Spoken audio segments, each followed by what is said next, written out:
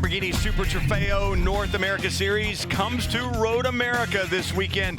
Up next, round 2 of the weekend from this iconic circuit, just over 4 miles and just over 30 entrants in Lamborghini Super Trofeo here at Road America. What a stellar place this is. 1950, sports cars racing started in Elkhart Lake around the streets of the village, but 5 years later, Road America opened just over 4 miles long. It has not changed much since the first laps were turned.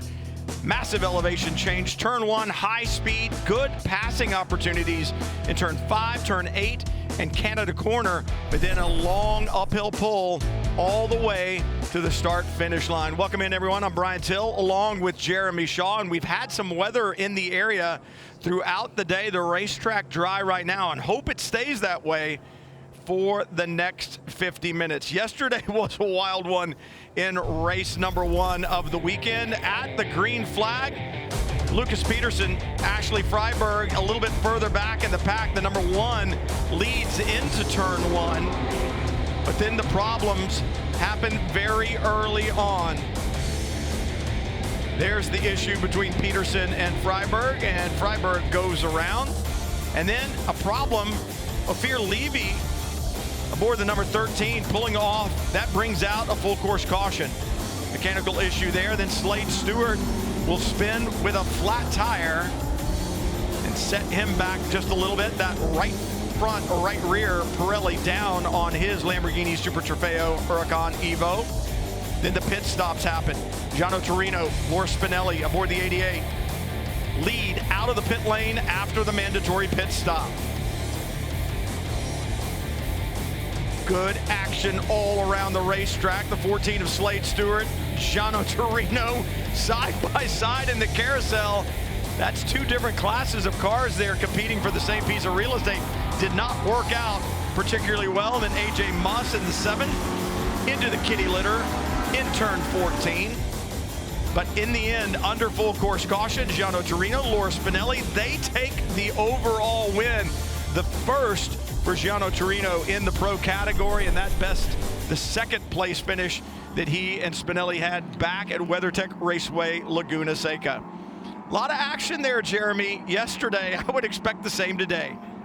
Oh man, it was non-stop excitement. Unfortunately, quite a lot of races run under yellow for those various incidents. But when the racing was on track, it was intense. And Gianno Torino there did a really good job of holding off the charging cars behind him after that pit stop.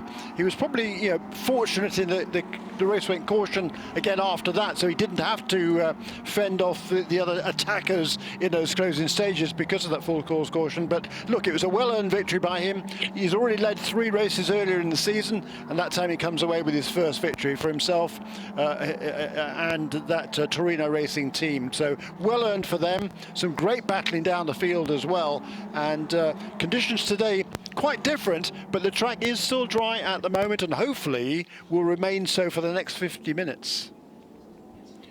Understand 2 pace laps for race number 2. Yesterday it was only 1, so drivers will have a little better opportunity to get these Pirelli tires up to speed. We are running after the WeatherTech series, and the track crew here always so good at keeping the track clean and race ready, Jeremy, but you've got to think there's some marbles out there.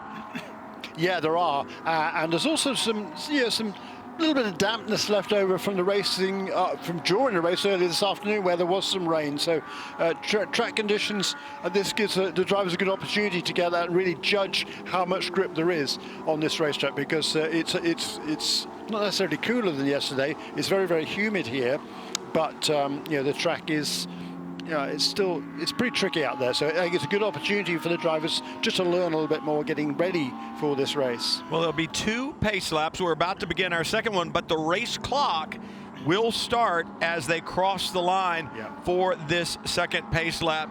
It was a record entry for the weekend, Jeremy. We lost a couple of cars, so it's not a record field that starts, but take us through the grid for today's race. Yeah, I think we've lost number 74 car, which is Tom Kerr and Danny Hardy. That car did not start yesterday, nor did Claude Signoretti in car number 51, nor Alan Grossberg or Tom Tate. They both had an incident yesterday. It looks like there's a problem there with number 14 car. Is there a loose wheel on the back of that car? It looks like it might have been. That is the LB Cup pole sitter. Let's run through the field though quickly. At the back will be Tiger Tari in car number 18. Let's have a look at that. Oh, whoops. Ah, yes, the left rear is not... there's a problem with the left rear on Slade Stewart's car. That is the LB Cup championship leader. He had some problems yesterday as well. It's the whole rear end, Jeremy. Because it was the left rear at one point in time and now the right rear, so... Yeah. That's odd. I've never seen an issue like that before. That is truly bizarre. And very unfortunate for Slade Stewart. It's not been his weekend. It's like the whole back end of the car is come undone, and I'm not sure about the confetti release that I just saw there. What was that? The transaxle on that car, so it's not as if it's a solid axle or anything. That's really bizarre. I don't remember seeing that before. And of course, the good news for him is he had a pretty good championship lead coming to this weekend. I mean, but he did get the pole position today and yesterday. That's 2 championship points, but only finished 5th in the class yesterday, which is not what he's used to. He's won the class in LB Cup 3 times this season as Slade Stewart. Yeah, that whole wheel is loose. Yeah, I mean, the whole assembly, but so is the left side. It's like something's been left undone or something broke on the upright, because the left side had the same issue. We saw that when he stopped at the King. Yeah. Oh, you got me on that Very one. strange.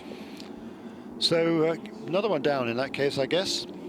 So shall we have a quick run? Let's have a quick run through the field then, shall we? On the 16th row is Tiger Tari in car number 18, Rogelio Perugia in car number 34. Row 15, Jason Gagnon-Keats in car number 54, won the LB Cup class yesterday, alongside John Hirschberg in car number 13. Scott Schmidt in car number 38, and Cesar Baccarella in number 45 will share row 14. Bart Collins in car number 4, and Keon Tandon. Yesterday was his first ever car race. Former Carter, youngster from California, in car number 89 will start 25th.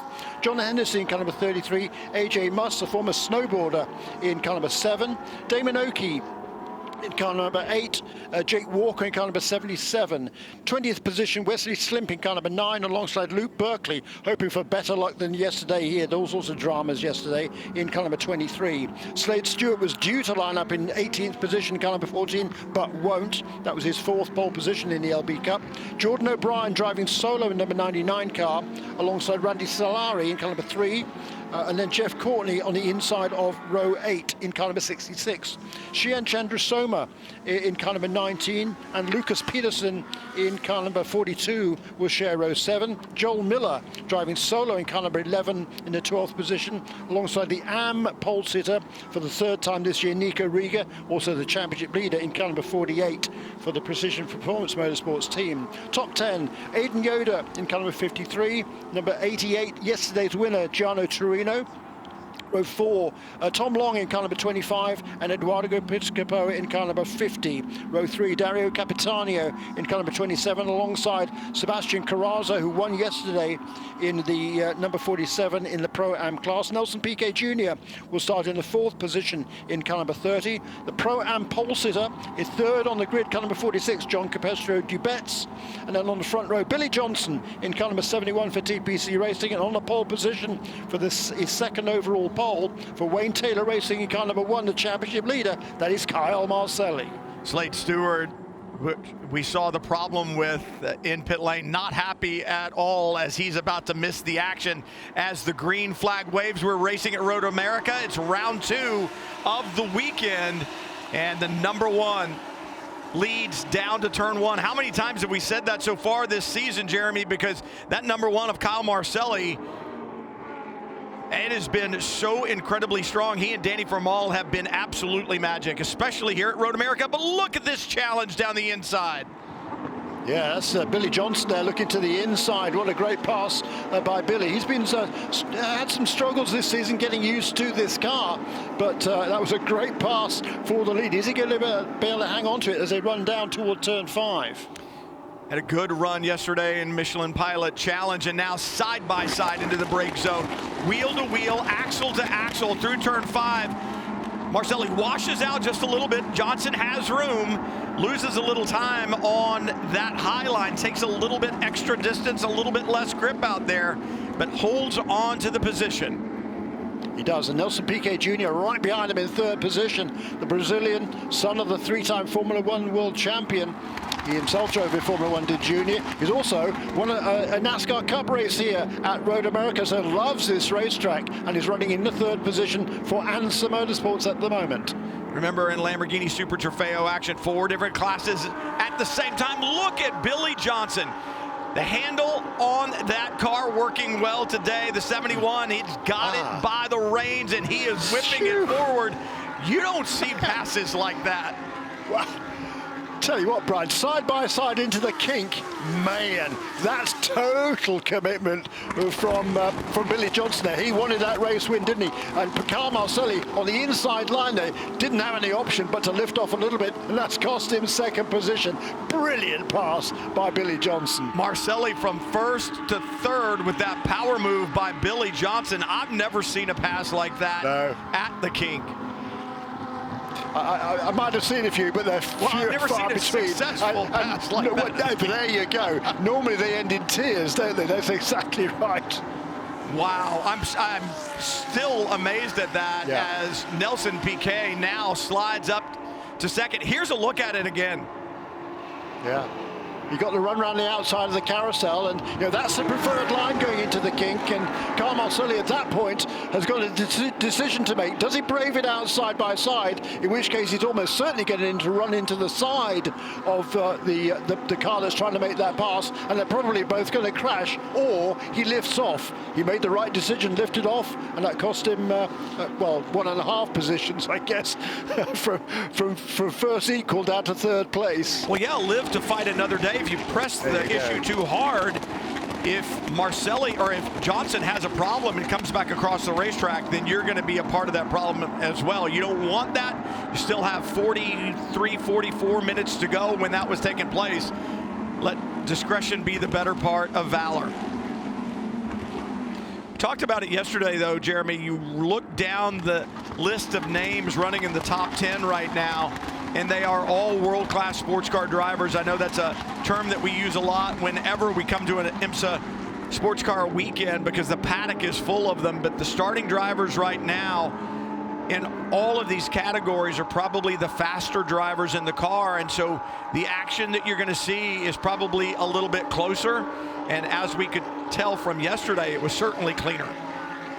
It was good, respectful driving here. I mean, these are serious racing cars. They are really fast around here to reach pretty close to 170 miles an hour on the run here into Canada Corner, into turn 12. And they reach that terminal velocity 3 different times on this racetrack, up into turn 1, downhill into turn 5, and there into Canada Corner. Seriously quick cars. Understand there will be a penalty drive-through for car number 9. Contact with the 14 on the formation lap, so maybe that's what Slade Stewart's problem was. And I don't think the officials are going to sit back and let anything happen today. It got a little wild yesterday, and I think they're going to clamp down on it early. Wesley Slimp behind the wheel of the 9, and he will have a trip down pit lane. Yeah, that's exactly right. So that's unfortunate for him, but yeah, a decision the stewards have got to make, and did. And get it done early, right? I mean, if you're going to have a penalty, you want it done early. Get back out on the racetrack. You'll be well behind the rest of the field, but a full course caution brings you right back to the field, and then you can go at it again. And don't forget, mandatory pit stop here in Lamborghini action. So these Super Trofeo cars, and there's the 9 coming down pit lane. They'll come to pit lane for a mandatory pit stop, and the 9, Wesley Slimp, will hand over to Tyler Hoffman. So Hoffman still has a chance at this. They get a full course caution. They are certainly not out of the game. No, they're not, and they will be trying to battle back from there. You can see it. Well, okay, there's a big chunk missing out of the left front on that number 9 car of Wesley Slimp, so that would correspond, I guess, with the damage on the back of number 14 car. See if we can see what happens on the pace lap. Yeah, there it was. Slade Stewart was forced to check up there because all the cars ahead of him did so. Unfortunately, Wesley Slimp was probably just unsighted, just come through the kink, trying to build some heat into his tyres, and yeah, it certainly wasn't done anything deliberately. Everybody checked up, but he wasn't ready for it, and cannoned into the back of Slade Stewart. That's going to end Slade Stewart's race. So really just sort of unfortunate circumstances, but the race stewards have no alternative but to make that decision to call a penalty. And for Billy Johnson, TPC Racing has gotten the 71 up and running big time today, because the performance that I'm seeing right now, you know that he's got a really good race car underneath him.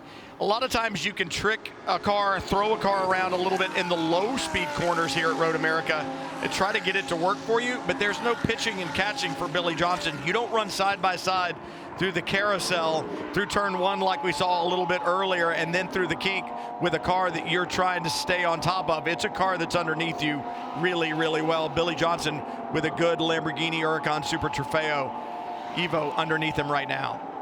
Yeah, and some really close action there down the field. There, number 66 car is Jeff Courtney. He's from the Milwaukee area. And he's running in that 16th position, 4th in the AM class at the moment. He's only done a couple of races in that car previously. He's got a lot of experience in other cars, but a good train behind him there with AJ Muss, the former snowboarder, Olympic snowboarder. Randy Saleri right in that green and the white and green car.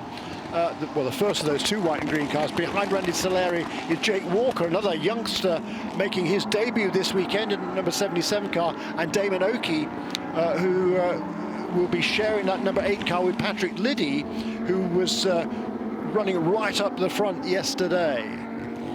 We talked about Billy Pro-Am cars. You talked about Billy Johnson out in front and having a good car underneath him. I just checked the times from yesterday. Billy Johnson's best lap time in the race yesterday was a 209.1. His last lap was a 207 flat. So somehow, some way, they found something with the 71, 2 seconds a lap quicker than he was here yesterday. Well, yeah, unfortunately, most of yesterday's race was run under yellow, wasn't it? Unfortunately, they got very few laps of green flag running, so nobody really got fully up to speed. I think that's what we're seeing right now. The pole time on Friday was set by Carl Marcelli was a 205.844, so we're still outside of that realm of pace, but some heady action here as they come through to complete lap 5. A new fastest lap of the race there, down to the 6s now for Billy Johnson. A little bit quicker than him was Carl Marcelli in the 3rd position, 206.8 for that 3rd place car number 1. And a problem, it looks like one of the 47 Motorsports Lamborghinis. Is that the 7? Is that AJ Muss? No, it's a 77 of Jake Walker. I could see the 7 on it, but I couldn't tell if there was another one from that long shot. So Walker has found the gravel trap. 16-year-old from Valley Forge, Pennsylvania. And he's off at turn 14 there is Jake Walker. Finally making his debut. He tried to make his debut earlier in the season, but didn't have the correct licensing in place. He's done a little bit of spec Miata racing and some karting, but that's about it. But his dad, Neil Walker, did do some GT3 Cup racing a few years ago, so there's sort of racing in the family blood there. But unfortunately for Jake, that car is going to be beached and almost certainly going to bring out a full course caution. Indeed, it has. And here's the thing, though, for Walker. Thank goodness the gravel is there, because he ended up stopped about 5 feet short of the tire wall as the 18 on pit road. This is unscheduled. Yeah, he's just going to dig a deeper hole there, is Jake. He's not going to get the car out of there, unfortunately. Tiger Tari on pit lane, and Walker mired in the gravel. Full course caution is out. So they get the field stacked up and get them gathered up. That'll allow them to get the gale lift out and remove Walker from that gravel. Like I said, thank goodness it's there. Once you're in it, more than likely you're not getting out of it, especially in a sports car like this Lamborghini, as low slung as it is. What ends up happening is the tires are down in the gravel, and it's really just sitting there on the flat bottom of the car. So there's really no weight on the tires anymore, and it's not going to go anywhere. Yeah, and as you said, Jeremy, that just digs it a little bit deeper. Yeah, it does, doesn't it? So that's going to be the end of the 16-year-old's day. Yesterday, what did he finish yesterday? He finished the race yesterday, did a sensible job, kept out of trouble, and got his first championship points under his belt. So it was a good start, certainly for Jake Walker. Yesterday, finished in the 6th position in the very, very competitive AM class. So that was a pretty solid debut for the youngster from Pennsylvania. And that kind of number 77, running for the 47 Motorsports team and representing the Philadelphia dealership. All of the cars in this race represent one or other of the Lamborghini dealerships around the country. And there is not only are there 4 separate driver championships for the 4 categories of driver, there's going to be pros, pro-ams, AMs, and Lamborghini Cup for those who are relatively very little experienced. There's also a teams championship, which is led by Wayne Taylor Racing. Amongst that squad is Carl Marcelli, currently running in 3rd position, started on the pole position. And the dealer championship, we've had 19 different dealers scoring points this season, and Palm Beach holds the championship lead over Paramus, and then Washington in 3rd position. So they've gotten the 77 out, but I'm looking at the race clock at the top of the screen, Jeremy. We talk about the mandatory pit stop. Closing in on that time, it happens at the 30-minute mark, and so we're only 3 minutes away from it, thinking that the officials may need to slide that window? Yeah, I mean, they've had sort of 25 minutes of racing. I don't think they'll be able to make the pit stops most likely under caution. I think they'll probably wait till they go green, so I think they might sort of slide that back a little bit, until we go back to green perhaps. There's Walker, has got that car underway again, and very nicely, very kindly spreading gravel everywhere on the racetrack as he heads up the hill into the pit lane for a look over at that car. Well, and where he is, there's no reason not to look it over. It'll also get some of the gravel out there. Unfortunately, as you said, he had to come across the racetrack to do it, and you know, at 16 years old, to try to keep him cool, calm, and collected after the problem that he just had. I had to chuckle when you were talking about licensing issues. I'm like, well, yeah, licensing issues. He wasn't 16 years old, and you're asking him to drive a 650-plus horsepower Lamborghini. So, yeah, you would think there would be some licensing issues with that. The age of these young drivers now is just astounding to me, especially in equipment like they're in. But they make a good accounting of themselves, and you expect problems along the way. And as we said on this one, thank goodness the gravel trap was there. No harm, no foul, but he's got a good future ahead of him. You're right. Yes, indeed. And you've got to start somewhere, haven't you? Some of the drivers choosing to start off in Lamborghini. That's a lot of race car for somebody starting out the sport, in my opinion. But Jake Walker's done that this weekend. He has at least done a little bit of car racing before. Keon Tandon in the number 89 car has done absolutely zero. This is his first ever car race. A lot of karting over the years, and done a lot of sim racing as well, which is actually where I first saw the name. He did one of the Road to Indy sim races over the winter. We did a few of them actually. It was pretty quick, but he's filling in the number 89 car is Keon Tandon from Calabasas, California, for Fred Roberts, who generally drives the number 89 car. He was in Portugal last week, flew back to his home in Toronto. Unfortunately, his flight from Toronto to here was cancelled. He tried all sorts of ways to get from Toronto to here, but it just wasn't working out, so he wasn't able to drive the car. Keon Tandon was here in any case because he'd been hoping to drive the car, or drive one of the cars on that team, and then the opportunity came up.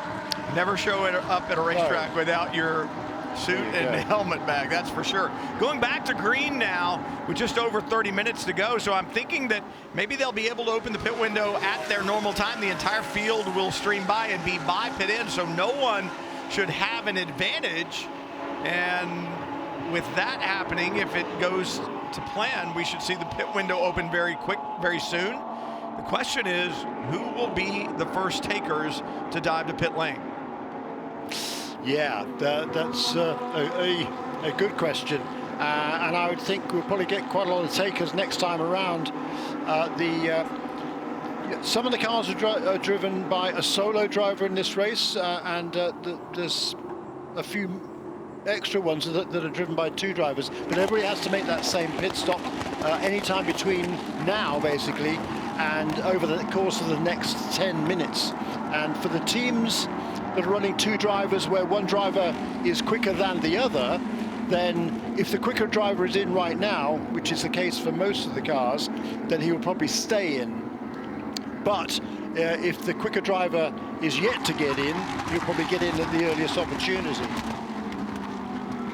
Watching John Capestro Dubets, the 4th car in line. Great run yesterday to take the victory with Bryson Liu, and showing just how talented he is, running 4th overall right now and 1st in Pro-Am. Sebastian Carrazzo 6th on the racetrack, 2nd in the Pro-Am category, just 2 cars behind. Yeah, that's right. And Sebastian Carrazzo driving solo this weekend. His regular co-driver Brian Ortiz, also from Puerto Rico. He and his wife expecting a baby very, very soon. Actually, I think the baby was born perhaps yesterday or the day before. Somebody was supposed to send me a note about that, and they didn't. So, Brian, we're sorry you're not here. Hope all is well with the expanded family, and very, very best wishes. And I know he'll be excited to get back here again soon. But Sebastian Carrazzo has had a couple of pole positions this weekend. A 2nd place finish yesterday in the Pro-Am class. No, he didn't have the pole position yesterday, I beg your pardon. But he's looking for a good, strong run here. Now, Billy Johnson is amongst the cars coming onto the pit lane, so the leader is into the pits at the earliest opportunity. Billy Johnson is not sharing this car with anybody, so he will make the pit stop and then resume the race.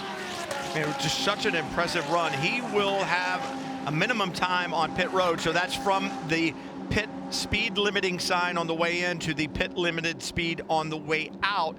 Through that time, he needs to sit for 102 seconds. So they'll make some tire pressure adjustments right now. The crew's checking the tire pressures. It's the only thing that they can do. They'll check the lug nuts as well, torque them down with that giant torque wrench, and make sure that they get the car and make sure that it's good to go. And that tire pressure is really the only thing that they can adjust as far as the handling, and a lot of takers now that the pit window is open. You can't really wait a long time, Jeremy, can you? It's a 10-minute window, but with a 2+ minute lap, you don't have that many opportunities to pit. You don't. No, that's right. So, you know, the 5-minute window will go past very, very quickly indeed. Just showing a spin there for Rogelio Perugia, one of the LB Cup contenders at turn 3. He's continued, however, I think that, yeah, he hasn't yet handed over that car to his teammate, so that'll cost him a little bit of time, obviously. Let's run down the 3 classes. It'll change with the pit stops. PK now being shown leading in Pro. John Capestro Dubets, JCD as we call him, leading in Pro-Am. All of this is going to change. Nico Rieger in Am.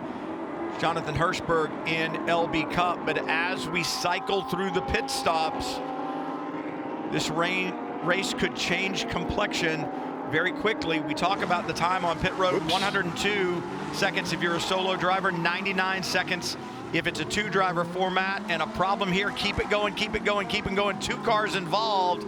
If you stop in the gravel, a lot of times you don't get out. Oh, wow. It's the leader. It is the leader. And there are 3 cars down. Oh, wait a minute. Is there some oil down? There must be some oil 4. down. Oh, no. Both? That's yeah, AJ Muss was already off the road there in number 7 car, and I think number 77 of Jake Walker, his teammate, slid off there and has made heavy contact with the side of number 7 car. Wow, that was a big impact. And there was another car off to the side. I think that may have been Jeff Courtney, who has gotten his car back underway. And we are under full course caution again in the 34 now with a problem. Do we have rain coming down on the racetrack, or has someone put oil down? Yeah, it could be rain. I think it is. Might be raining. Yeah, it's conditions here. There it is. Certainly very, very threatening skies. Yeah, you can see now. Yeah. Oh, you can see it coming down, and we talked about this in our IMSA WeatherTech broadcast earlier. And this racetrack is so big. and so spread out. It's on 640 acres here, just south of Elkhart Lake, about an hour and a half north of Milwaukee. It can be completely dry on some of the areas of the racetrack and just a monsoon in others. So heavy contact down in Canada Corner. Let's see if we can see what happens as the drivers come in here kind of unaware that it is even raining. One car off, 2 cars, 3 cars.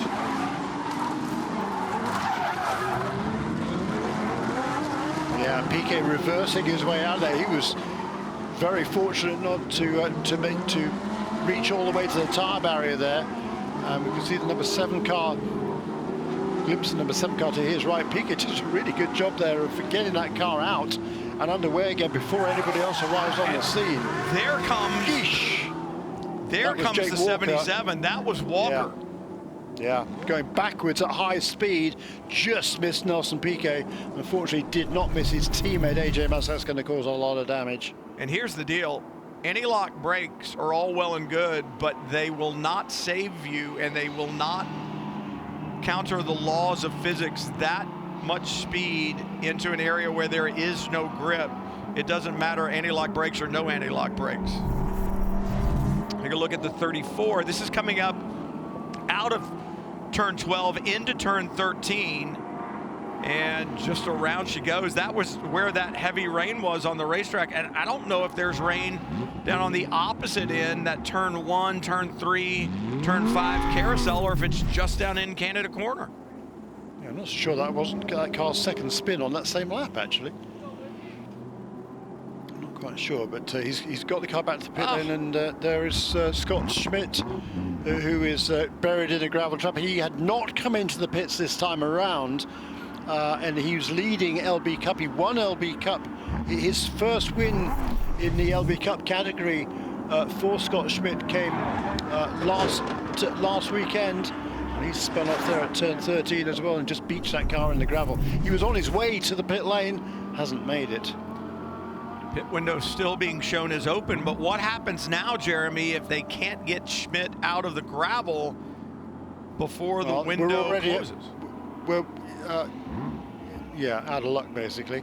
But we're already under full course caution, so yeah, he's just going to extend the caution while they get those 2 stricken number 7 and number 77, the 2 47 motorsports cars out of the harm's way at Canada Corner, and then the safety team can focus on Scott Schmidt's car. Boy, he's a long way off the road, isn't he? Well, the good news that's what happened here. He was on slick tires. Yeah. The question now is, of those cars that came into the pit lane, how many, if any, changed onto wet weather tires? I think the only place it's raining is down in, well, you might be right, Canada Corner 13 and 14. It's the only place we've seen it on our cameras. It's not raining in turn 1, the report from our camera. Also, speaking of reports, good news that Jake Walker and AJ Muss, the 77 and the 7, both out of the car on their own power. So that is good to see, especially with that impact. Do understand it's raining at the kink. So kind of that back area of the racetrack is where the moisture is right now. That and at the incident scene. And I think a lot of that fluid that we're seeing right there is out of the tire wall. Heavy rain earlier this morning, and the big impact with the tire wall knocks that water out of the tires that are behind that banding. Yeah, that's true. And you know, quite a few of these teams have spotters down there at Canada Corner. But you know, if someone like Nelson Piquet Jr. is caught out by that rain, you know, it took him by surprise, and he's been around this sport a long time, well, all of his life, obviously, with a 3-time world champion as a father. And for him to get caught out there, you know, is saying something. So, you know, tricky conditions down there, but a lot of drivers sliding off the road there, and some making contact, and others, fortunately, not. And the good news for Piquet is he managed to go absolutely straight on through that gravel, got it all slowed down before he got into the tire wall, and then, very fortunately, was able to get out of that gravel. You know, all the drivers do a track walk before they get into the cars. There's a track walk on the Thursday morning here. I wonder whether he and or some of the drivers actually checked out that gravel, see, you know, how deep is it, how much, is there any grip in there, are you going to be able, if you do end up in there, what is the likelihood of getting out of it? Well, it's always worth a try, but it usually doesn't work. I was surprised to see PK able to get out. And with the weather moving in, looking at Twitter right now, Right Turn Lover on Twitter said, hey, IMSA Radio, Brian Till, Jeremy Shaw, racer with the Trofeo Lambos have rain tires at their disposal. And certainly they do. The Lamborghini Super Trofeo North American Series, the Pirelli tires, they have both a slick and a rain tire available. But at the beginning of this race, there was no way you would put a rain tire on. No. So, and now it's just kind of, you've got to make that mandatory pit stop as the fans, they're on the hill pointing and waving. And it's a great thing about this racetrack. Such a great fan base up here. And Jeremy, I don't know, half the time we come up here for the racing, and part of the time I come for the food because the concession stands are so good here. The fans staying to watch these Lamborghinis on the hill, big wave, and the weather does not keep them away from the racetrack. Just a little bit of dampness. Not really the umbrella. Not the umbrella I expected to see that gentleman carrying, actually. Yeah, look, Kate, it does rain. It does rain in this part of the world. That's why it's so green here. So rain is not unusual. All of the fans here come prepared. Look at that. They are ready. All eventualities. Look at those ponchos. Aren't those great? So two cars that have not yet made, one car. I think the only car that has not yet made a pit stop is Nelson Piquet out in front of the field. He was off the road at Canada Corner, did not come into the pits after that, and therefore leads the race.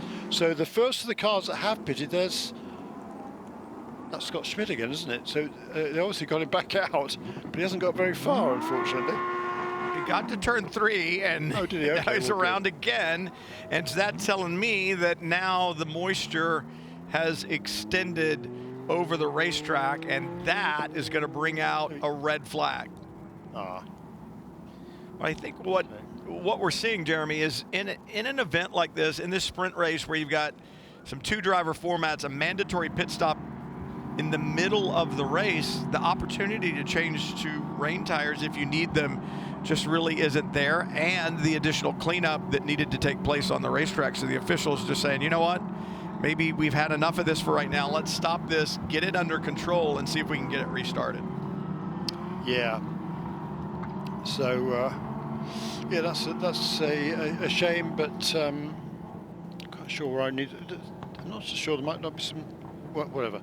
The cars will all come onto the pit lane now.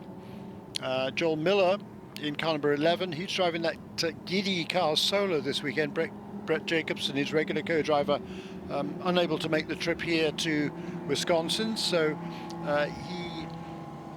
the team, Flying Lizard Motorsports, asked him what he wanted to do. He said, look, let's just have Joel run the car solo this weekend. Joel is the pro driver in his car, former Mazda factory driver, of course, a lot of success in open wheel racing before that, and this is an opportunity for Joel Miller. He and Brett have done very little testing in this car. I'm not sure they've done any testing during the season, actually. So this gives Joel, as the pro driver, an opportunity to get more track time during this weekend, learn more about the car, and really what makes that car go, what it needs to go fast. And right now it's shown in the... sure there's not some sort of mess up with the scoring, to be honest, because all of a sudden number 30 car, number 46 is shown a lap ahead of everybody else. Quite sure how that could be, but anyhow, Joel Miller shown in the 4th position. Nelson Piquet, having not made a pit stop, is in the lead of this race. Bryson Liu taking over from John Capestro Dubets, who was in the lead when he came into the pits, remains so after the pit stops, and Ashton Harrison having taken over from Tom Long, now in the 3rd position. And for those drivers who are driving the race solo, their mandatory pit stop has to be 3 seconds longer than the cars which have 2 drivers aboard that will be sharing that car during the race. So therefore the cars that do have dual drivers, their pit stop is faster, and it gives an opportunity, if they all come into the pits at the same time, to make up some positions during that pit stop. And the clock is stopped with 17 minutes and 17 seconds to go. And that is the benefit of being the final race here of the weekend. There's time on the backside that the officials can use. And I think that's a great call. Otherwise, the cars would still be circulating, burning up the race clock while they're trying to get the mess cleaned up down in Canada Corner. That's going to be a lengthy fix as they remove the 7 and 77, make sure the tire wall is intact and the racetrack is safe to run on. And having that opportunity being the last race of the day, you can kind of bleed over a little bit, if you will. Speaking of co-drivers, it's important to have co-drivers and friends, and I don't know if the last couple of dogs we've seen are co-drivers, but certainly even the puppies having a good time out here. And again, it's what makes Road America so great. It's such a family venue. It's a place where a lot of families from not only the area, but the Chicago area, and really race fans from all over the world come to sit on the hillside. And yeah, a toast to you guys as well.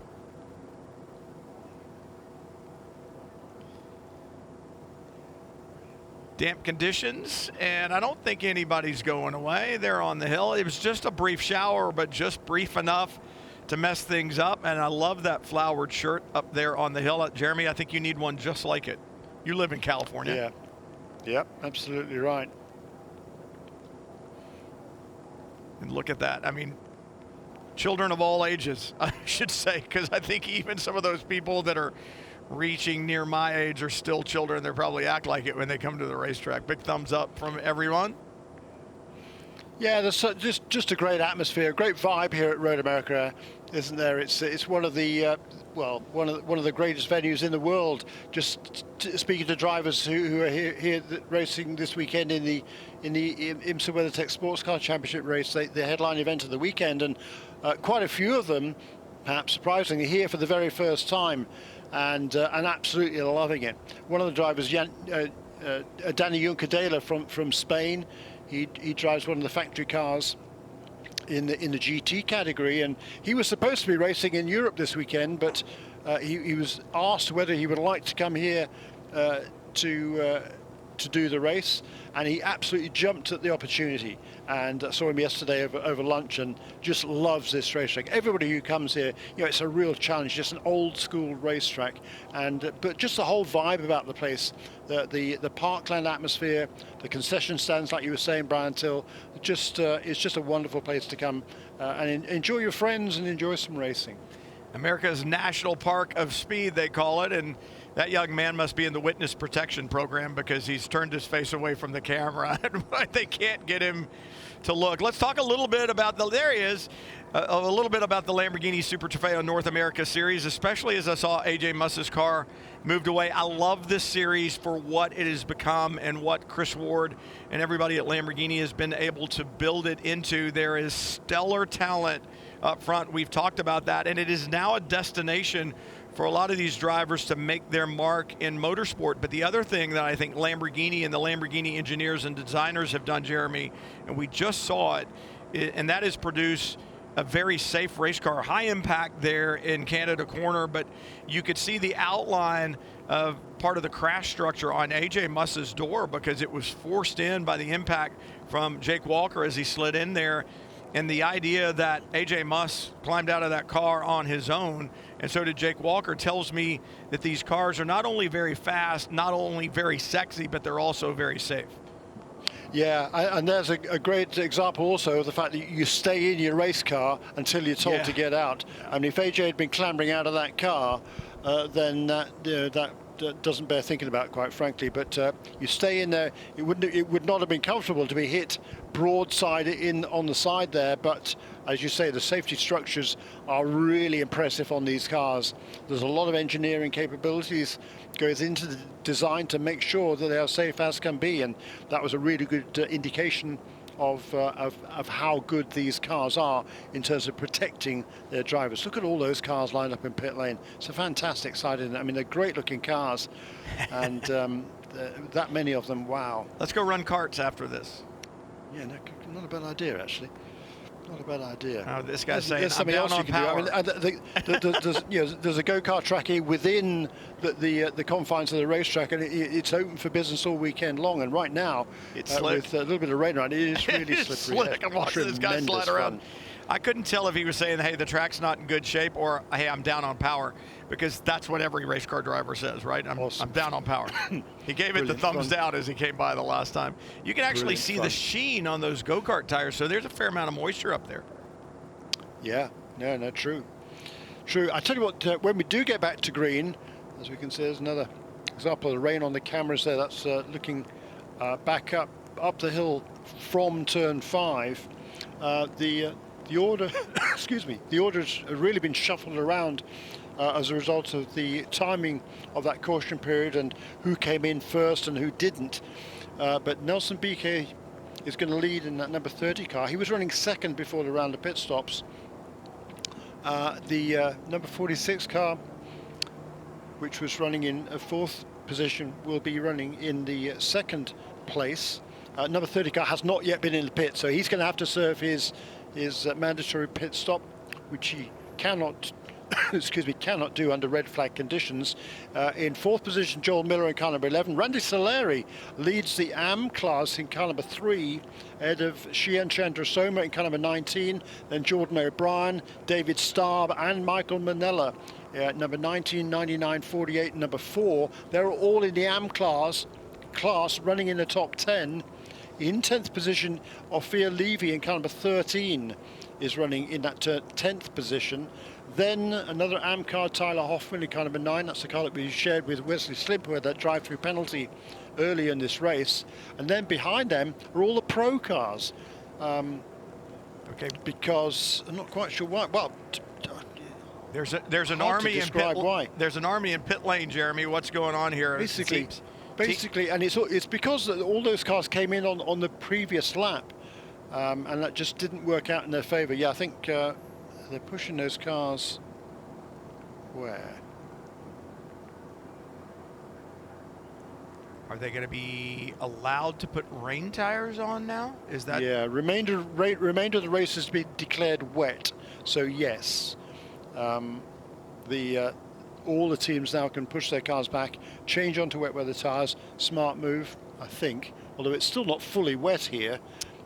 Yeah, but I look at it and I go, you put rain tires on and they're probably good for, I don't know, 4, 5, 6 laps. There's more rain coming. 5 laps, 4 laps around here at 2+ minutes is 10 minutes. There's also going to be a 4-minute pace lap.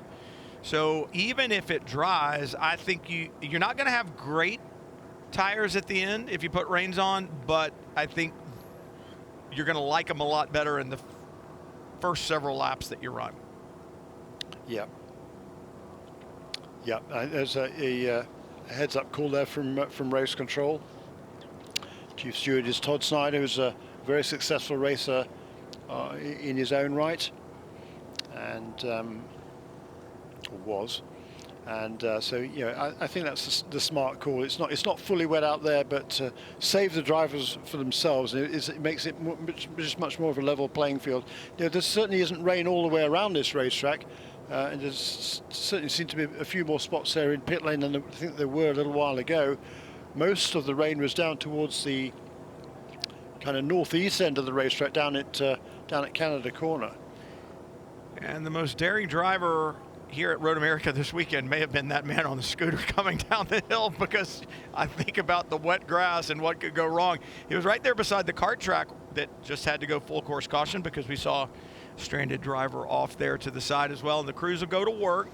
They'll get the Pirelli rain tires on, and crews I feel the worst for, or look at the 89, I think it's the 42 that had to push from all the way down at pit in, and this is a long pit lane. At least they're going downhill. The good news is, exactly, the good news is they're going downhill, because it does slope all the way up from the beginning of pit lane all the way up pretty much to the end of it.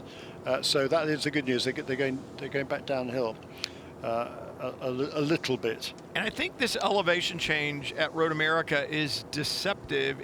There's only 9 feet of difference between the elevation change here and the elevation change at WeatherTech Raceway Laguna Seca. And I was talking to someone about that earlier today, and I said, I think at WeatherTech Raceway, everything is confined in a smaller area, so it looks like it's taller. You know, you just kind of, it starts really over at turn 6 and then kind of ends at turn 9. It's just all right there in the middle. And here, it's just that long pull all the way up from 14 to turn 1, from 12 up to 14, and the climb from 5 to 6. The other great thing about this racetrack is the concession stands, Jeremy. You're looking at it right now. Yeah, I wish we were Cheese looking at that, curds, 'cause I'm pretty hungry. bratwurst. Which one? Tell you what, I'm just going to nip away for a couple of minutes. Yeah, I'll be right back. no, you're not. No, Yeah, you're it's a going to stay concession, so right. it's right there. It's just around. I'll be back very quickly. My concern with you is that there's a margarita stand down in turn 1. That I think That's a bit farther. That's a bit farther away. Yeah, I wouldn't leave you in the lurch that bad. you won't leave me for that long. I appreciate it. Oh, They've dear. got just about everything in the world you could want at the concession stands here at Road America. I mean, I read an interesting article the other day. It was a great article. It was the top 10 concession sites and the top 10 foods that you should have here when you come to Road America. Yeah, and most tracks there isn't going to be a list as many as 10. No, well, there won't be a list as long as 10, let alone picking a top 10. But yeah, no, it's great here, and all these different stands are run by different groups. A lot of them are raising money for charities as well. It's just a wonderful place to come. I love these guys who have turned to wave in opposite directions. It's like there's a camera somewhere, we just don't know where it is. He knows where it is. He was pointing right at it. There we go. Never know where we're going to be, do you? No, eyes in the sky, eyes everywhere. You can see. Look at the. You can see. Look at that. There's a new race rain fan. on the ground there. There's a brand new race fan. Whoa, Dad. we need safe baby handling techniques here. We need to work on. Thank goodness Mom is there. Yes. Hand the baby over to Mom. Brilliant. Oh. Hey, look, it's a family sport, isn't it? And there's so many families here. Thank this goodness. Weekend. There we go. A lot of there's a lot of campers, obviously, here at Road America. It's one of the great camping venues for race fans as well, and just a great atmosphere all around. Yeah, pick up the bigger one. This one works a little bit better. Oh my God, no, yeah, no. But as you said, Jeremy, and we were talking about it earlier, it's just such a great facility because it's not just a racetrack. I mean, its name is, for those who are race fans, America's National Park of Speed. And yes, it's an awesome racetrack, and it's an incredibly fast racetrack. Calvin and I were talking about it the other day, the joy of driving a good race car here at Road America. It's hard to beat, you know. It's technical, it's fast, and it requires commitment, but it doesn't necessarily require bravery. And I don't know how to differentiate those two. I can tell you Canadian Tire Motorsport Park requires bravery. Here, it just requires a commitment and an understanding. But when you get it right. Well, I'll tell you what, it requires bravery at the kick. I mean, that pass that Billy Johnson made on that first lap, that was brave, because he was counting on Carl Marcelli. That was trust. Giving him that line. That was trust with the person that you were racing with. You used the term committed over there, and I was going to say that I thought Billy Johnson may need to be committed after being willing to make the move that he made. But I will go back to its trust. You know, he knows Kyle Marcelli. He knows him well, and Kyle knows Billy, and they're racing hard, but they've got a lot of trust and respect for each other. And that's what makes the racing great at the front, like we were talking about. Guys that know each other, trust each other, respect each other. They don't necessarily have to like each other, but that respect and that trust usually keeps the cars off of each other. Yeah, good point, actually. And and there is a great camaraderie around the paddock here, particularly in Lamborghini Super Trofeo. I mean, there's a wonderful hospitality area they bring to every racetrack. Actually, I just got a text from Tom Tate Jr. Unfortunately, he's not driving this in these races this weekend because he crashed the car on Friday, but he's still here and in the Lamborghini tent and enjoying the hospitality up there. And he says, yeah, at the Lambo drinking beer, good man. You can bring one for me down here if you like, Tom. You know, Anthony Florio on Twitter, huge race fan, and he just said, Jeremy, you know, with the Super Trofeo grid growing so much, do you think the calendar will grow more rounds in 2024? And I don't think that it's a U.S. thing. I think it's the design of the series to have the number of races that they have. I don't expect to see it grow, but I would certainly like to, because I'm enthralled by the action. Yeah, no, the 6 weekends is that's the norm for this series. That's the way it is, including the World Finals that take place at a different track each year. It's in, where is it this year? I'm not exactly sure. I forget. Is it Portimao? Is it Portugal this year? Yeah, it's Portugal. It's been in Italy, I think, the last couple of years.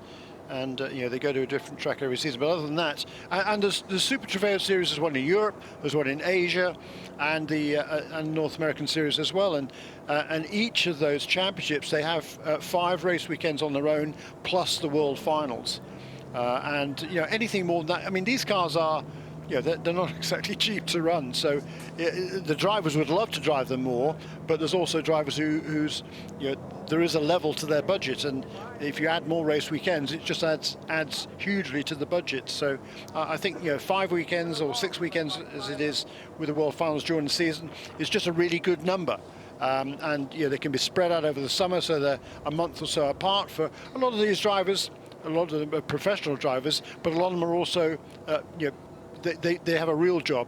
That's where the money comes from to do the racing. The gentlemen drivers who have real business commitments to look after, and you know, they can't afford to be racing every weekend, literally or figuratively, because it is costly, both in time and in money. Well, and I think the other thing is, you hit the nail on the head. It doesn't matter whether the budget and the interest is there to run more races here. That is the design of the series worldwide, and in order to have a world championship at the end of it, you need to have the same number of races in all the different series who meet to have that championship at the end of the season. Rain tires going on, and we should start lining up cars. In fact, they're lining them up already. I'm interested to see what happens with Nelson Piquet and whether or not it's solely spend the time on pit lane that you needed to spend because of the pit stop window that would have normally been there, but he missed the window. That is usually a penalty, but it was for force majeure reasons. So what are we going to see with the 30 when we go back to green? Yeah, I mean, look, you know, he had an opportunity to come into the pit lane after he'd spun off the road. That's the problem. Spin off the road, he ran off the road, so he had an opportunity to pit and didn't. So no, I think he's going to have to come in before the end of this race, and so he's going to go basically from the front of the field to the back. He's definitely going to have to come in. The question is there going to be a penalty? Because you hit the nail on the head. He had the opportunity. He could have. Yeah. And didn't. And so by electing to stay out, you put yourself in harm's way, because if we go yellow like we did, then you miss the obligatory pit window. Yeah, fair point, but he's going to have a big enough penalty because coming in alone, he's going to fall well behind everybody else in any case. So if he has another penalty as well, it really doesn't matter, because he's going to be last, and he's not going to have any opportunity to make up that deficit, unless there's another full course caution, of course, which hopefully there won't be. Hopefully there will not be. I think there's some shuffling of the order going on here, perhaps, as well. I'm not quite sure. It's not an easy task to get everybody back in the correct positions. Maybe they're being called out. Yeah, they're being called out, exactly. I think they are. That's pretty smart, isn't it? I like that. Yeah, I think it's well organized as far as that goes. A lot of times, though, what I see happening now, a lot of times, though, after a red flag, when the safety car leads the field back out of the pit lane, the clock starts when the safety car crosses the pit outline. That's obviously not the case, because they're still getting the field in order. I'm wondering when the clock is going to start. Yeah. One would hope it won't start until the safety car, or until the safety car comes around, to cross the start finish line next time. What the heck, it's the final race of the day. It's not even 3 o'clock yet in the afternoon, so we've got plenty of time. That's not an issue, so yeah, what the heck? Let's run this race as long as we can, get as much green flag racing in as we possibly can. As you say, at best, the time spent under a safety car, running behind a safety car, is about 4 minutes, so twice as long as a normal lap around here. And so yeah, let's make this an exciting race and give them their 17 minutes 17 seconds of race time. Here's the only problem: the longer this takes, the more dry the racetrack gets. Jeremy, we were talking about. Yeah, true. The rain tires earlier. But trust me, the clouds are bearing down a little bit. There's going to be some rain at some stage, I think this afternoon or this evening. So some of the drivers would like it to come sooner rather than later. Others the other way around. That's just the nature of the beast. Some drivers are comfortable in the rain. Oops, you dropped your phone. And others are less comfortable in the rain.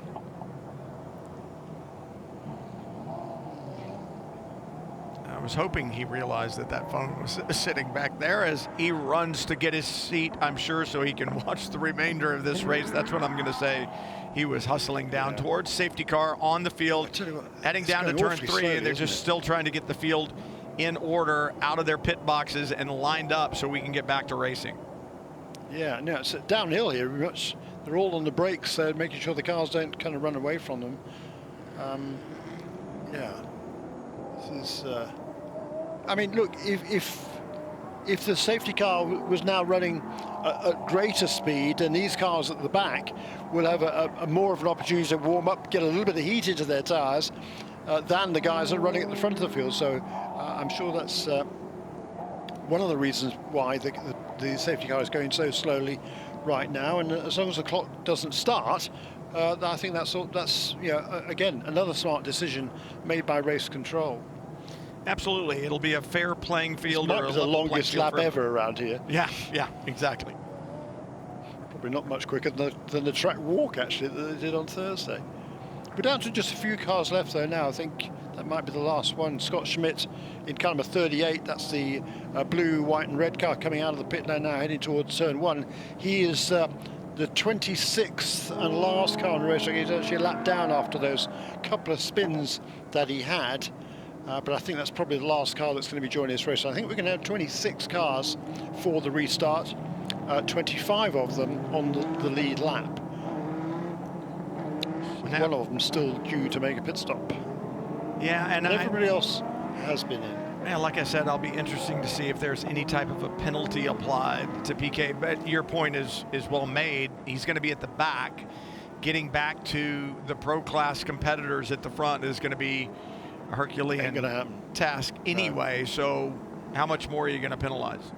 Yeah, look, by the time he's made his stop, he's going to be the better part of a lap down. Well, it's 99 seconds, isn't it, your mandatory pit stop? Yep. And a lap around here is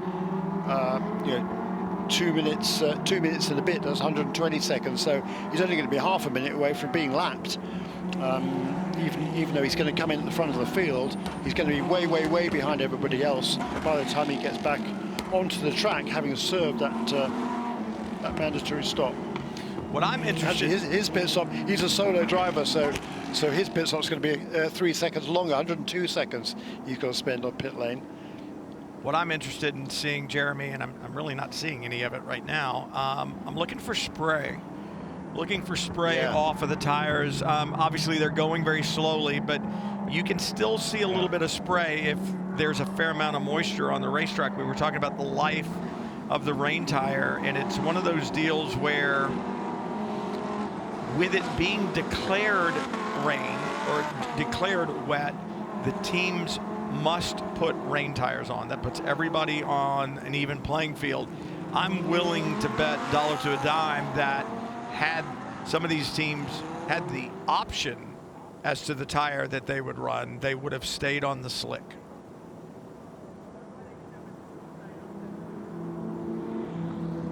Yeah, agreed.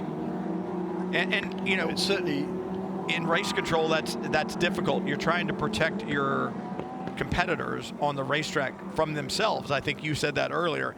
It is damp down in the high-speed sections of the racetrack. Down at the kink, you can see moisture on the road, and then down to Canada Corner, the high-speed turn 13 and all of that. So it's just a matter of knowing what you've got underneath you, and for the more experienced drivers, they're going to hunt for moisture on the racetrack when they get going. They're going to try to run in the damp areas down the straightaways.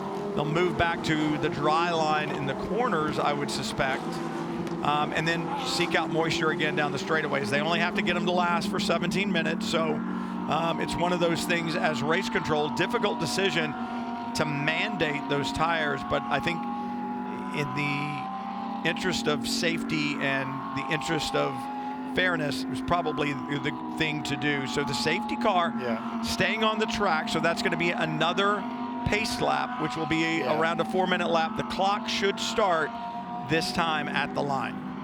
Yeah, and to answer your question about the penalty, no, there won't be an additional penalty because, per Chris Ward, the series manager, when we go green, there will be still almost 6 minutes remaining of the pit window. So even though he hasn't stopped yet, he's still got time to do so. The clock hasn't started yet, so maybe we are going to wait until we actually go back and take the green flag. That's very cool. I heartily approve of that. The pit stop window is still open, basically, Brian. So Nelson Piquet will be able to come in, make his mandatory pit stop, and not have any additional penalties. But it'll be pretty much self-penalising because, as I say, he's going to be a long, long way behind the rest of the field when he does finally emerge from the pit lane. Absolutely. So that's going to give the two Pro-Am cars of Bryson Liu and Ashton Harrison a great opportunity to run at the front of the field. And then from Joel Miller, he's the best place of the pro cars in the fourth position overall at the moment in car number 11. And he's got a string of AM cars behind him before all the hungry pros farther back down the field. The best of them in 12th position.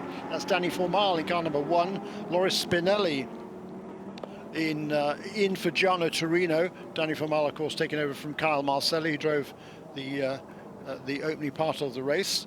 And then behind them will be Patrick Kuyala in car number 50. Billy Johnson, who's driving solo in car number 71. And he was one of the first callers on pit lane, ruined that decision now probably. Behind him, Eduardo Liberati in car number 27. He's sharing that car this weekend with Dario Capitanio.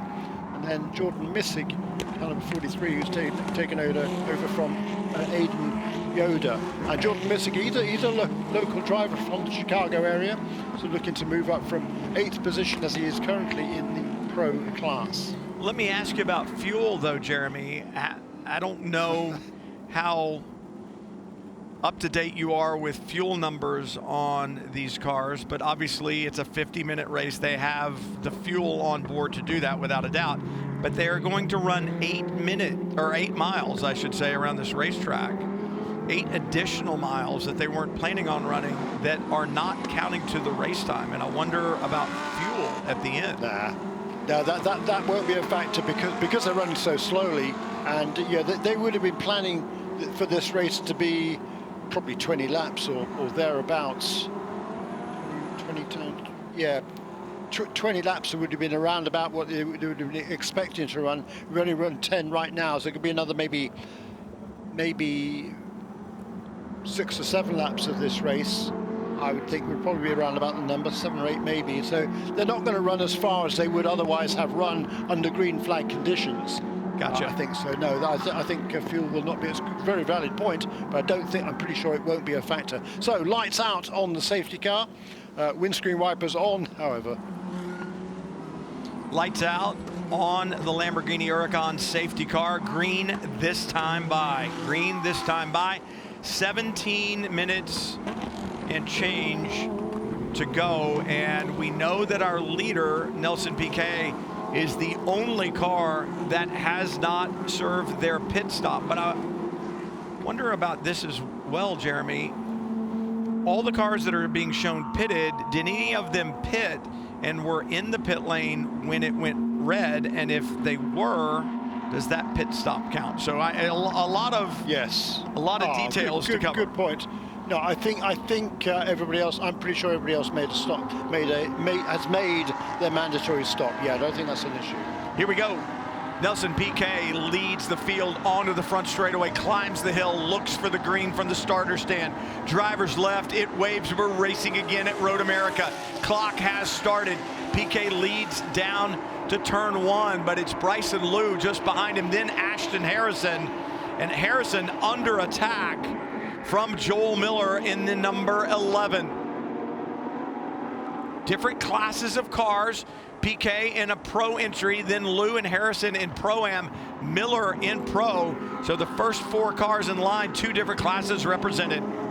Oh, and a little bump and run. Chandra Sandersoma gets the worst of that.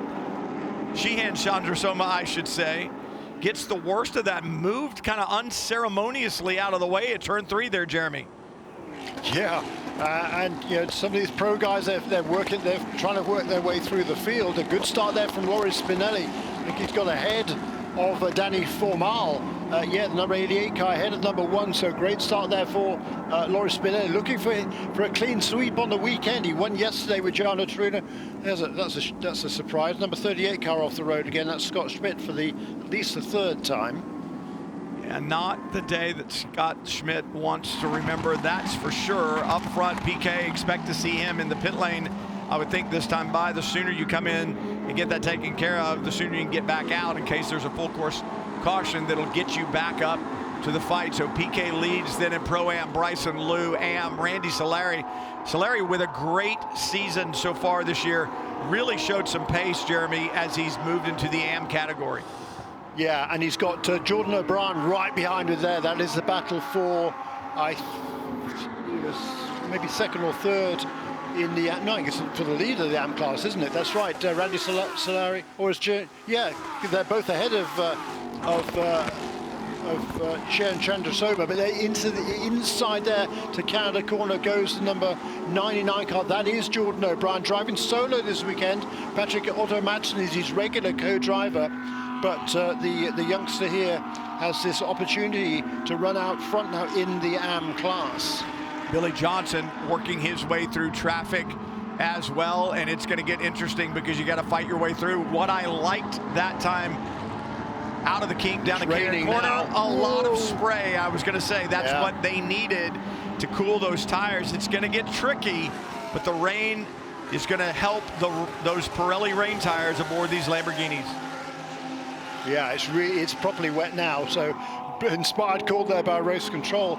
There's the number 71 car looking to the inside of Cheyenne Chandrasoma, that distinctive gold car of Chandrasoma. That's the battle for 9th and 10th into turn 1. Chandrasoma new to racing, well, relatively new to racing, done a little bit of Formula 4 open wheelers in the past, but not a lot. And he's been a bit of a revelation this season in the AM class, had some success already in that AM category, as Chandrasoma two class wins already this season. Well, and hats off, big kudos to him, because he's going wheel to wheel with Billy Johnson, and it was not easy for Johnson to get by. Finally pulls it off in turn 5, or does he?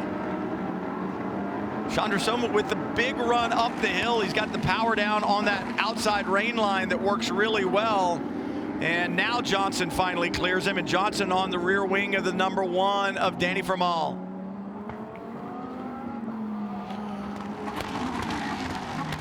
Down into turn 8, the 11, Joel Miller. But Nelson Piquet trying to pull away here. He's going to have to make his pit stop. He's pulling away from that Bryson Liu car in 2nd position. Ashton Harrison, she gets past him. Scott Schmidt's back on the racetrack again.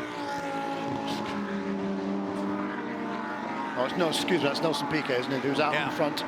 Similar coloured car to Ashton Harrison. He's pulling away, and Scott Schmidt hopefully is going to stay out of the way there. Super tricky conditions. I mean, that's the thing about it. It's not just that it's raining down here, it's that it's raining down here, dry in other places, and damp in other places on the racetrack. So these drivers, each time you come into the corner, you really don't know what you're going to have that time through. There's Ashton Harrison in the 25 through turn 13. And Ashton Harrison, watched her over the years learn her craft, and I can tell you she is a quick study, because I've been so impressed with the growth that I've seen in her over the last couple of seasons in motorsports in general, and certainly here in Lamborghini Super Trofeo. Did Piquet come in the pits? He didn't, did he? No, he didn't. Maybe he's just having too much fun. I mean, he's not in championship contention. I think he's just out there going to have some fun. You get a penalty at the end of the race. And action all over the racetrack. Super slippery, Big slides off the corner. Whoop. One car into the pit lane, one car through the WeatherTech signage. And yeah, that was Sebastian Carrazzo, one of the top runners in Pro-Am. There, who was off the road and taking up that polystyrene sign. And Spinelli, I believe it was, had the big moment into turn 1 the last time under braking. Now the 46 off. It's tricky out there right now. The call for range was the proper call. Kudos to race control for doing that. And now watching the 46 of Bryson Liu trying to hold off Spinelli and Joel Miller behind him. They've kind of swapped back and forth, and a problem for the 99. Oh, wow. Ouch. That's not nice. Great job. A major problem. Yeah, great job, though, by O'Brien to recognize the problem, that it was terminal, and immediately sought an area where he could get the car behind the wall and let the competition continue on the racetrack. Yeah, that was the AM leader. Unfortunate for Jordan there. Really a great shame for him. Had a really, really good run going. 23-year-old, originally from Yarmouth in Maine. Not perhaps known as a hotbed of racing, but lives these days in Las Vegas. He's an instructor at the Dream Racing Motorsport team, I think, and/or at Pahrump as well. But that was a catastrophic failure on that car. And great shame for him. He's been done a really nice job this season. He's been given this opportunity by IMSA Motorsports. He's and really heads up driving there to pull that car out of the way at turn 6 and get it out of harm's way. Very, very, very impressed. Yeah, very. You know how disappointed. You know how disappointed he's going to be, Brian. Yeah. Oh, absolutely. And look at that Lawrence slide. That was Miller trying to get the power down coming out of 14. Spinelli gets by in the 88, and now he's got to worry about the 46 of Bryson Liu just behind, because Joel Miller lost all that momentum coming off of 14. He did. Yeah, but there's some super battles here, and these are really tricky conditions. And yeah, Nelson Piquet, I think he's going to get a penalty because he hasn't served that mandatory pit stop yet. But yeah, he's not going to worry about that. He's just having some fun out at the front of the field, and you can't really blame him, because you don't often get a chance to measure yourself in these sort of conditions on one of the great racetracks of the world. So I can understand what he's thinking here. Well, I wonder too if they're saying, hey, just apply it at the end of the race. You know, I mean, get that taken care of. And by kind of having that argument, he gets to stay out there and see if he can put some distance between himself and the other competitors. So maybe that's what they're hoping for at the end. I'm not sure how well that one's going to play, though. And the problem there is, if you bet on it playing the way you want it to and in your favor and it doesn't, then it comes with a penalty, and it just makes it worse. Yeah. So Piquet still being shown out in front, then Spinelli, then Miller, the top 3 all-pro category cars right now, and then Bryson Liu, Ashton Harrison. And for Ashton Harrison, when you look at the championship there in the Pro-Am category, she and her teammate Tom Long lead that championship. I have them with 83 points coming into this second race. Bryson Liu, John Capestro Dubets in 3rd place, but only 6 points back. So they really, really would like to get in front of the 46 on the racetrack and try to gain 3 points back in the championship instead of losing 3. That's exactly right, and Concession Dubet's got an extra point for the pole for this race as well, so just 5 points the deficit once this race was underway, and you know, looking to cement their position right now. Tricky conditions though. Young Bryson Liu in that number 46 car doing a really good job. Just 19 years of age, from Salt Lake City in Utah, although he's originally from the Bay Area. He's a student at the University of Utah studying business, but he's studying pretty well to be a racing driver as well. When you see some damage on the front of the 30, just that little wrinkle in the hood, it's lifted a little bit. Doesn't have the top speed that it normally would, but it's not going to take 4, 5, 6 miles an hour off. But it's interesting to look at that damage. It looks like he either went well up underneath somebody or a piece of debris hit that car. He didn't get to the tire wall when he went off in Canada Corner, I don't believe, but there are some definitely big black smudges. I don't think that's a part of the wrap that's on the car. I think it is. Working a little bit further back, Patrick Kiala running in the 9th overall position right now, 7th in pro, trying to move forward as well. He's got Eduardo Liberati and Jordan Missick up in front of him.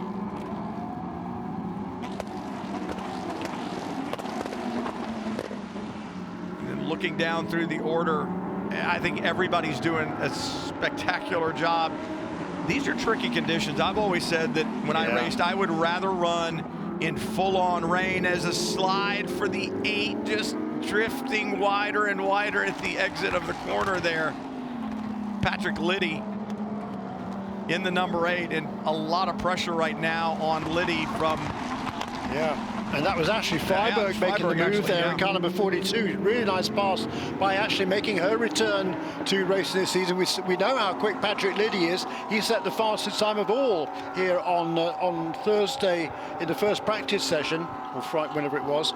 And Ashley Freiberg, she hasn't been in a race car for 5 years in that car number 42 for NTE Sport, and she's doing a really nice job. She had a quick spin yesterday, which is just kind of unfortunate, but you know, she was brought up in the Chicago area. She started karting here at the racetrack at Road America.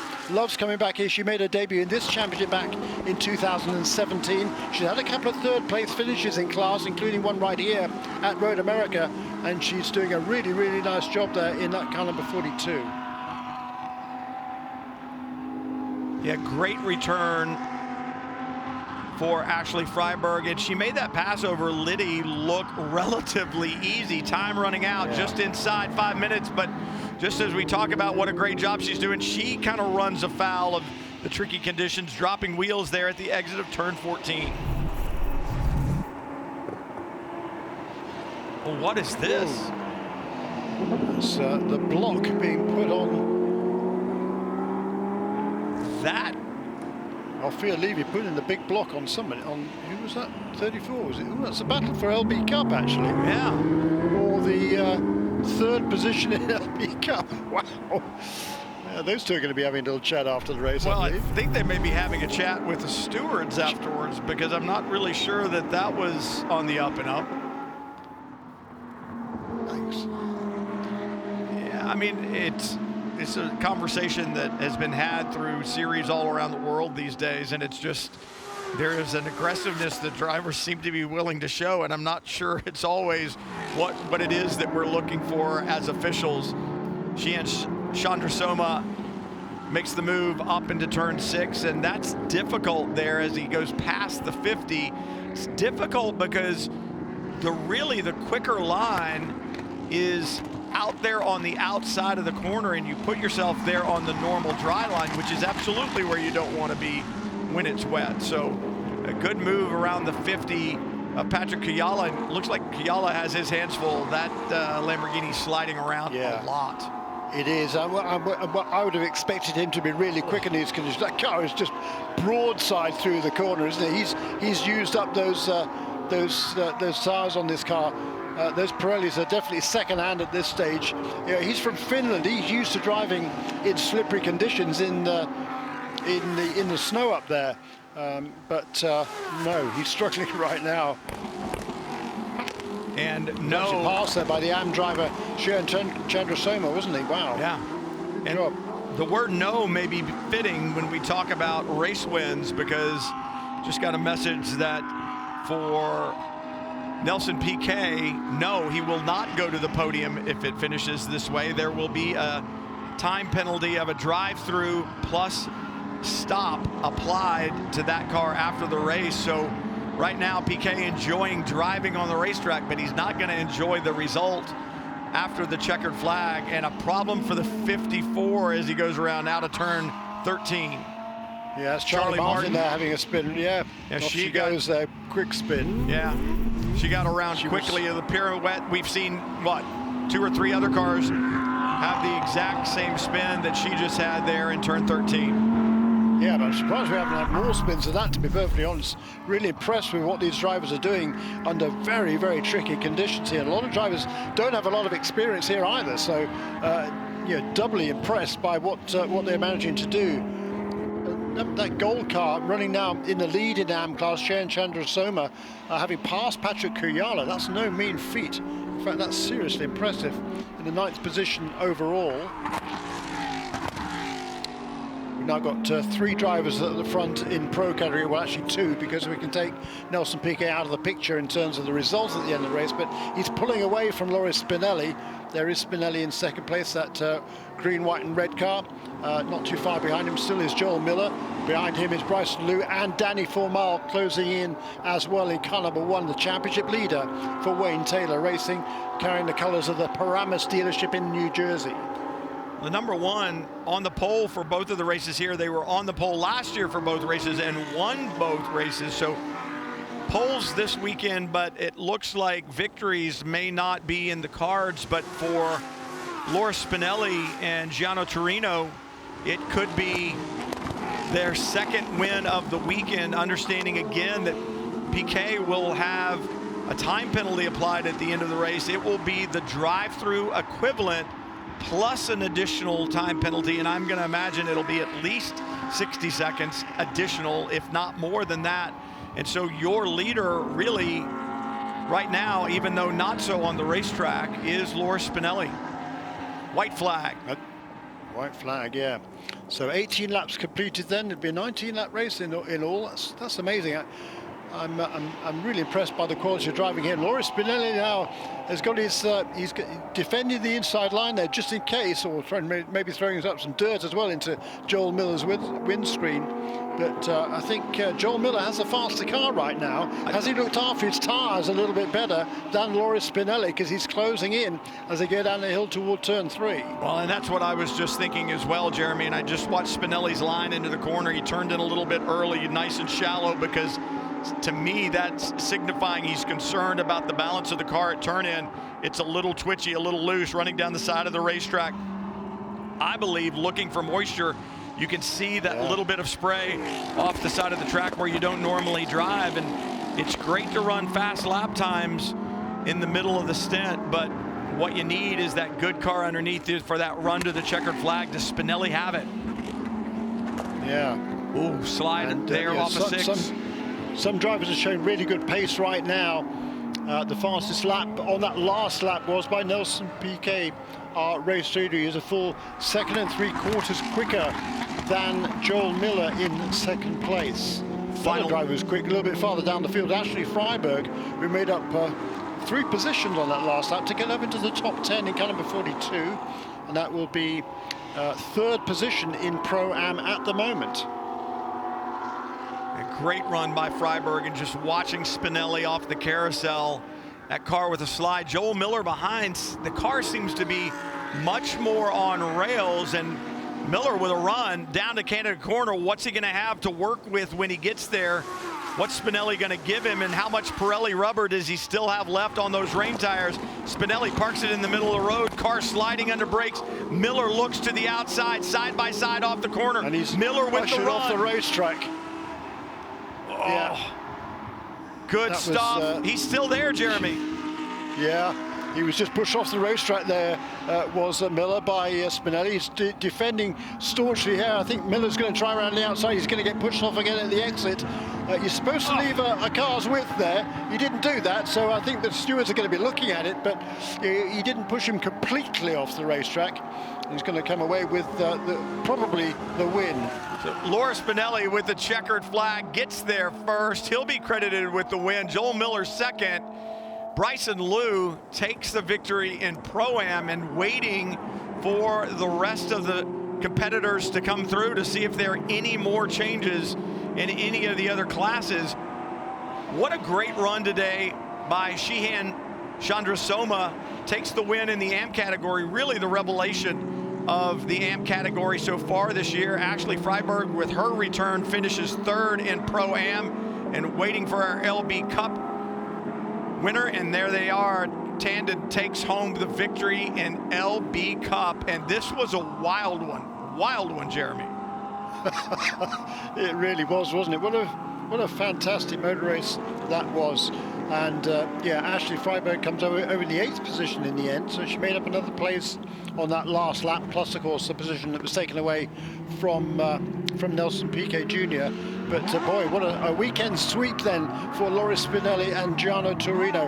And the cool thing about this, great donuts there by Loris Spinelli. He's a showman, isn't he? That was great stuff out at turn 5, giving the fans what they've come here for, a little bit more excitement, even though the racing might be finished.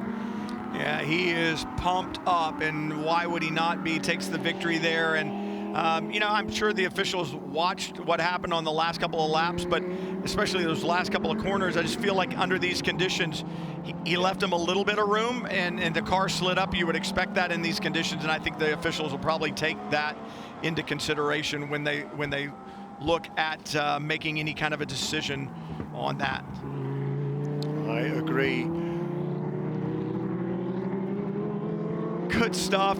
And I'll tell you, hats off as well to the fans who stayed, but also to the officials for the decisions that they made, because I think the call for the red flag added time to the race, allowed these competitors to go out and do what they came here to do, and also added that safety factor of the rain tires. Here are the last couple of corners. Spinelli sideways in the braking zone. Miller with the good idea to go around the outside. Really, Spinelli was kind of out there already. I don't know that was egregious. And then, you know, through 14, it was even less so. It was, yeah, it was good. It was hard defense. Perhaps not a lot of respect for his teammate there, but look, for his rival there. But look, you go for the win, and you're going to do everything you can. He made sure the inside line is much easier to make a pass, but he made sure those inside lines were covered. And Joel Miller, if you're going to pass me, you've got to go around the outside, and you're going to have to work for it. And that's exactly what Joel tried to do, not able to pull it off. A great win, I'd say, for Loris Spinelli, and a really, really good weekend for this Torino racing team.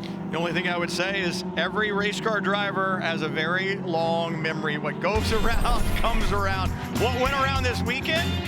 Well, Lamborghini Super Trofeo North America action at one of the most beautiful and compelling and competitive racetracks in North America. Thanks for joining us, everyone. For Jeremy Shaw, I'm Brian Till. Make sure you catch all the season-long Lamborghini Super Trofeo North America action right here. We will see you next time. There you go. Celebrations all around. Great weekend in Wisconsin.